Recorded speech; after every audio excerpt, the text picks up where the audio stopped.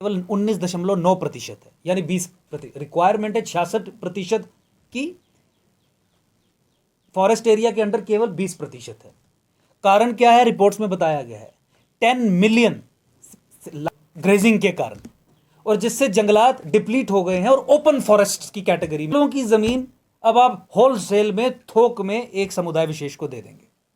तो जम्मू की डेमोग्राफी और जम्मू कश्मीर की इकोलॉजी के ऊपर यह आघात है इस इग्नोरेंट, ब्रूटल और सेल्फ राइटियस यूटी एडमिनिस्ट्रेशन का। बिना पढ़े, बिना लिखे ये कानूनों को एक्सटेंड करते हैं और केवल वोट बैंक की राजनीति के कारण उसकी इंप्लीमेंटेशन करवाने का काम करते हैं।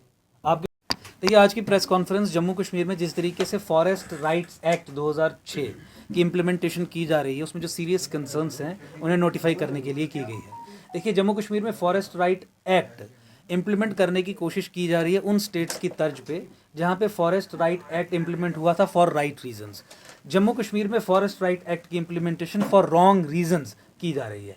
फॉरेस्ट राइट एक्ट के तहत जंगलात की, फॉरेस्ट की ज़मीन के मालिकाना हक उन ट्राइब्स को दिए जाते हैं जो फॉरेस्ट की ज़मीन पे काफ़ी समय से रह के सेटल्ड कल्टीवेशन कर रहे हों। दूसरा, फॉरेस्ट की प्रोड्यूस पे अपने लाइवलीहुड के लिए डिपेंडेंट हो। और तीसरा, उनके टिलिंग राइट्स गवर्नमेंट ने या स्टेट ने या किसी महाराजा ने किसी समय पे रिकग्नाइज किए हों। तो जब ये तीनों रिक्वायरमेंट्स फुलफिल होती हैं तो आप उन गाँव को कहते हैं फॉरेस्ट विलेजेस। जम्मू कश्मीर में as a matter of fact यहाँ के जो ट्राइबल्स हैं वो नोमैडिक रहे, कभी भी सेटल्ड कल्टीवेशन उन्होंने नहीं की।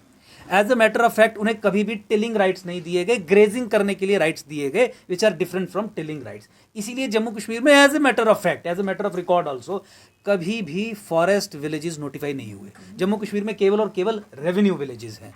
अब इन डिफरेंट सिचुएशंस में वो कानून उठा के जम्मू कश्मीर पे लागू कर देना ऐसे समय पे जब जम्मू ऑलरेडी एक जीनोसाइडल डेमोग्राफिक इन्वेजन का असॉल्ट फेस कर रहा है, जहां पे जम्मू अपनी स्टेट लैंड्स, फॉरेस्ट लैंड्स को बचाने की लड़ाई लड़ रहा है, अपने सर्वाइवल की लड़ाई लड़ रहा है। मुझे लगता है कि जम्मू के लोगों के साथ इस सरकार का एक बहुत बड़ा किया हुआ ब्रूटल एक्ट है। It's an act of treason against the people of Jammu. हम ये चाहते हैं कि फॉरेस्ट राइट कमिटीज़ जो आपने कॉन्स्टिट्यूट की हैं इस कानून के तहत, वो आपने किन गाँवों को ग्राउंड बना के कर ली? क्या आपने फॉरेस्ट विलेजेस को बना के की? क्योंकि वो तो है ही नहीं। आपने रेवेन्यू विलेजेस को बना के कर दी और आसपास के जो सो कॉल्ड एनक्रोचर्स हैं उन्हें आपने रिप्रेजेंटेशन उसमें दे दी। तो उसकी जो रिकमेंडेशंस हैं वो ऑब्वियसली ये सरकार मानेगी, क्योंकि ये सरकार ये सब कुछ अपनी वोट बैंक की राजनीति के लिए कर रही है।